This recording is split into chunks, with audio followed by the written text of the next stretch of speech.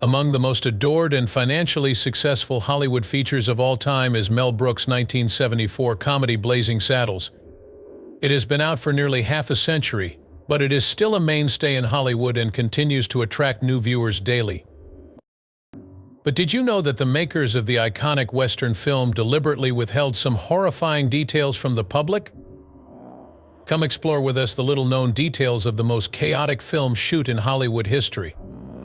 From contentious casting decisions to authors' feuds with the studio, we're bringing to light long-forgotten tales.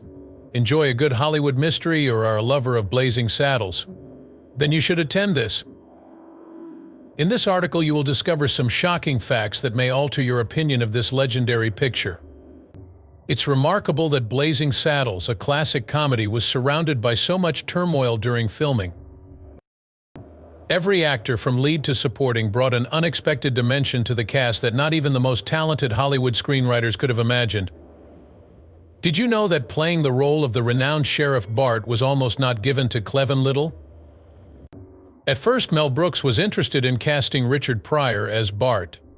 Brooks originally wanted Pryor, who also wrote the screenplay, to star.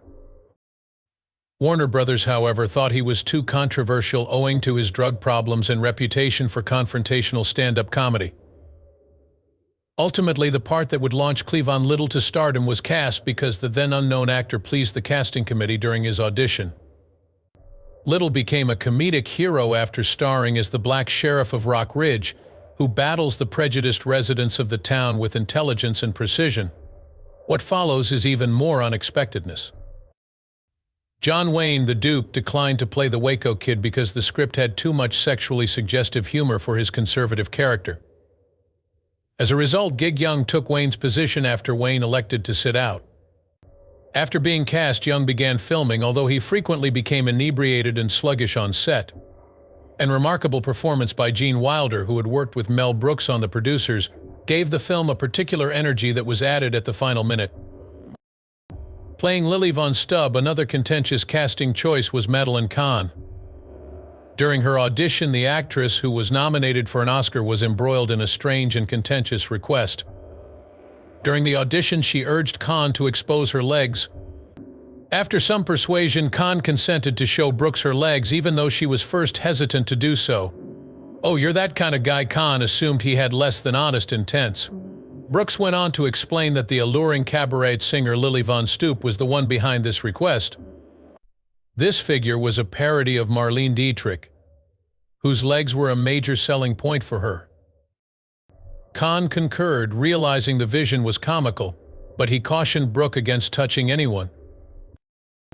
After a successful audition, she was cast as the seductive and comical Lily Von Stoop. Surprising developments occurred with characters other than the main performers as well. The original casting for the part of Hedley Lamar, the Wicked Governor, was late-night television king Johnny Carson. Unfortunately, Carson declined because of scheduling conflicts. It set the stage for Harvey Korman to excel as the comic antagonist. Many consider Corman's performance as the ruthless and egotistical Lamar to be the film's most memorable. His nimble transitions between scary and clumsy were crucial to the film's humorous harmony. The drama extended to even the most modest roles. In one scene, actor Burton Gilliam, who played Lyle, one of Lamar's goons, had an extremely uncomfortable moment on set. In this scene, the black railroad workers, led by the character Bart, played by Clevin Little, were instructed to sing a song. Lyle, portrayed by Gilliam, makes the employees perform a work hymn before making a racially offensive comment that mocks their origins. Like previous scenes in Blazing Saddles, this one was written to make fun of the absurdity by using crude and insulting language.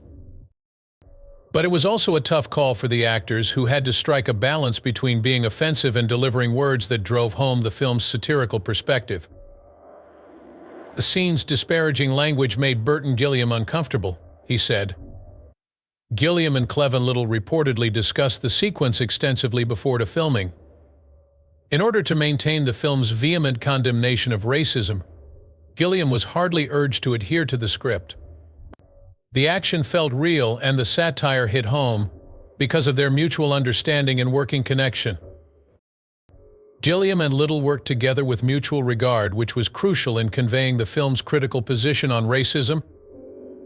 Mel Brooks is one of the few directors in Hollywood history who dared to be daring. And this was illustrated most clearly by Blazing Saddles. Brooks knew going in that his idea would cause a sensation from the very beginning. However, he was unprepared for the kind of resistance he would face from Warner Bros. executives. Mel Brooks and Warner Bros. Studio had many disagreements about the comedy's limits throughout Blazing Saddles' development. The film's daring and divisive themes made Warner Bros. Company nervous. Compared to other films made in 1970s Hollywood, Blazing Saddles was unusually forthright and satirical when discussing race, prejudice, and social norms. The slurs and the film's overt critique of racism were major concerns for the company. To keep his script and vision intact, Brooks often found themselves at odds with the studio over the inclusion of certain material in the final product. Disagreement arose due to Brooks' distinctive and frequently unorthodox comedy approach. Some of his more radical ideas, like as the film's meta-humor, breaking the fourth wall, and the ridiculous ending in which the actors storm rival studio projects, made Warner Bros. Execs suspicious. These innovative risks, which became the film's most beloved elements, were ones that Brooks had to persuade the studio to approve. The conclusion of the film was a major point of contention. A huge pie fight that breaks out of the Western set and spreads to other areas of the studio was the original script's climax. Studios were first skeptical of this ending due to its meta-nature and utter ridiculousness, which they thought may alienate viewers. Because of its centrality to the film's anarchic character, the finale was something that Brooks battled to retain. The conclusion is today regarded as a classic example of Brooks's innovative comedy approach, and in the end, his vision won out. Even Warner Bros. Was careful with Blazing Saddles' promotion. Studio officials were worried about the film's reception because of its satirical tone and controversial subject matter. Once again, Brooks had to defend the picture, this time praising its humorous merit and social insight. Not only is he a master negotiator, but he is also hilariously brilliant. Despite the perilous political currents in Hollywood, Brooks knows the game and expertly navigates them. Over time, with careful concessions made while maintaining the film's integrity, Brooks managed to win over Warner Bros. And secure their backing for the production. Blazing Saddles finally got the green light after a protracted debate. The studio opted to distribute the picture anyhow, still cautiously but with a glimmer of hope. The film's box office performance upon its debut indicated that people were prepared to laugh at and satirize in a daring way. Thanks to his doggedness and foresight, Brooks was able to craft a comedic classic whose groundbreaking style has earned it enduring acclaim. The Blazing Saddles theme song singer Frankie Laine was ill-prepared for the job when he signed on with Mel Brooks. For Blazing Saddles, composer Mel Brooks aimed for an opulent score reminiscent of old westerns. He decided to have the legendary Frankie Laine sing it because of Laine's reputation for dramatic western ballads and his deep, powerful voice. The grandiose, serious tone that Brooks wished to mock was wonderfully complemented by Laine's classic hits, such as Rawhide and High Noon. Laine was purposefully kept in the dark regarding the film's actual plot by Brooks. Little did he realize that the film was a sarcastic comedy that would playfully undermine the dramatic tone of the song. He just wanted Laine to sing it with real conviction. The hilarious contrast between the song and the film's substance would be amplified, according to Brooks, because of Laine's sincere delivery. In the studio, Laine gave the theme song the same serious, emotionally charged treatment as his earlier Western songs. They sang the song's lyrics, which dealt with courage, adversity, and the harsh Western terrain, from the bottom of their hearts. After the taping had already taken place, Laine had no idea the picture was actually a comedy. Though unexpected, the revelation served to highlight the brilliance of Brooks's choice.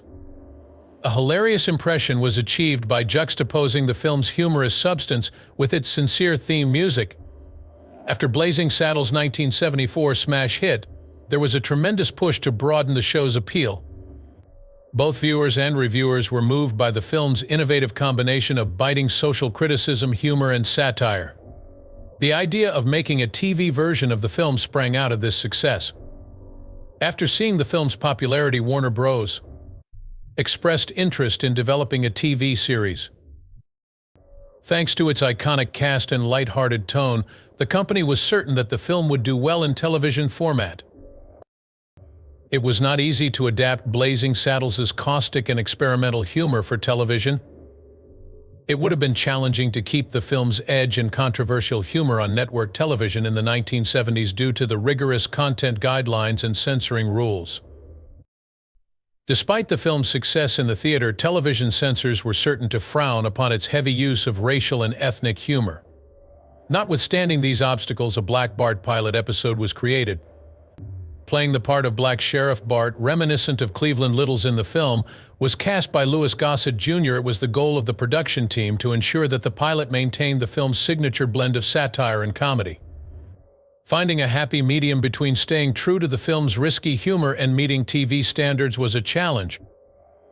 Opinions on the first Black Bart episode were all over the map. Although there were many who applauded the attempt to adapt the film's comedic tone for television, others believed that the original material lost some of its bite due to the constraints of network television. The more limited medium of television did not entirely capture the same level of success as the film in terms of humor. The difficulties proved to be too much to overcome. Both the network and the producers decided against moving forward with the show. No one was interested in picking up the pilot, therefore the idea was shelved. Mel Brooks and his crew of screenwriters commandeered a sixth-floor office on Fifth Avenue in Manhattan to draft the script. Mel Brooks, Alan Ewing, Richard Pryor, Andrew Bergman, and Norman Steinberg were the 5 writers who toiled away at the script until it was ready for release. Contributing to the film's biting social criticism was each writer's own style and sense of comedy. To everyone's surprise, not a single employee received payment for their efforts. He received $50,000 for his screenplay, while the rest of the cast and crew went home empty-handed. It was the studio's policies and existing contracts that ultimately led to this conclusion. Brooks had much leverage in negotiating his salary because of his position as the film's director and a key creative force. No financial compensation was given to the other writers Bergman, Pryor, Steinberg, and Ewing for their work on the script. In Hollywood, disagreements and arguments about screenwriting credits and pay were commonplace. The writers' contributions were recognized in the film's credits, an example of how writers often worked on films without promised money in the hopes of other forms of recognition and recompense, such as credit or future possibilities. Later in life, Andrew Bergman found success as a filmmaker and screenwriter, contributing to features including Fletch and the In-Laws. Also, Richard Pryor had a successful career and was widely considered a major figure in the history of comedy. Despite not receiving any cash remuneration, the experience of working on Blazing Saddles and the notoriety they earned were beneficial to their careers. The now iconic moniker of Blazing Saddles was one of multiple iterations of the original title. Tex X was the working title of Andrew Bergman's script in its initial iteration. The film's title, which was a pun on Malcolm X, hinted at its desire to address racial and social justice concerns. Due to the weighty subject matter surrounding Malcolm X and the civil rights movement, many felt this title was overly simplistic and could spark controversy. Black Bart, after the protagonist. The Black Sheriff, played by Cleveland Little, was another possibility. The title was straightforward, drawing attention to the story's protagonist and his function within it. The film's comic and satirical elements were missing, and the adaptation was deemed uninteresting and boring. An early working title for the picture was The Purple Sage, after Zane Grey's iconic Western novel Riders of the Purple Sage. Despite its allusions to Westerns, Mel Brooks's intended humor and energy were lacking in this film. It also failed to distinguish the film from previous solemn Westerns. The Texas Cowpoke was another title that was considered.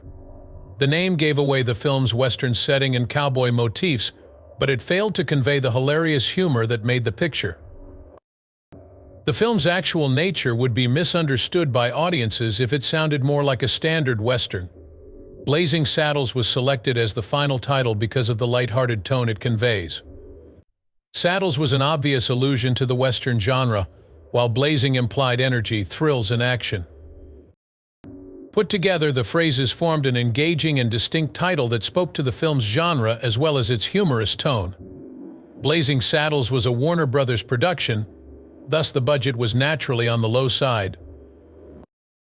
Approximately $2.6 million was the original budget. In today's money, that's around $10 million after accounting for inflation. When you consider that the average budget for a Western is between $50 million and $100 million, it does seem like a lot. From casting to set design, Brooks and his crew had to make cost-effective decisions due to the limited budget. As a result of having to get creative with limited budget, many films were able to achieve their distinctive style and comedic tone.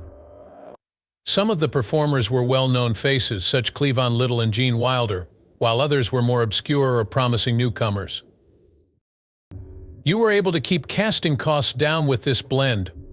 To further reduce casting costs, Brooks himself performed various roles, including that of an Indian chief and governor.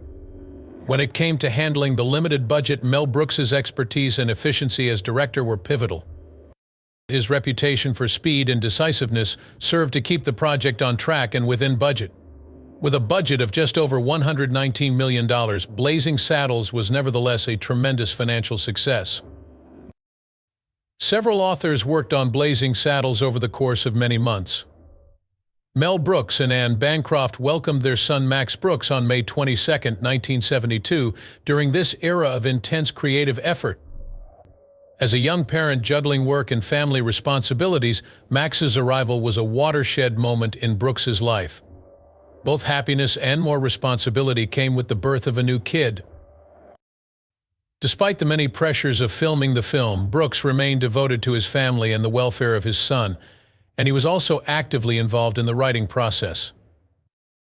As an adult, Max Brooks established himself as a respected writer, notably in the horror and zombie subgenres, with a focus on World War Z.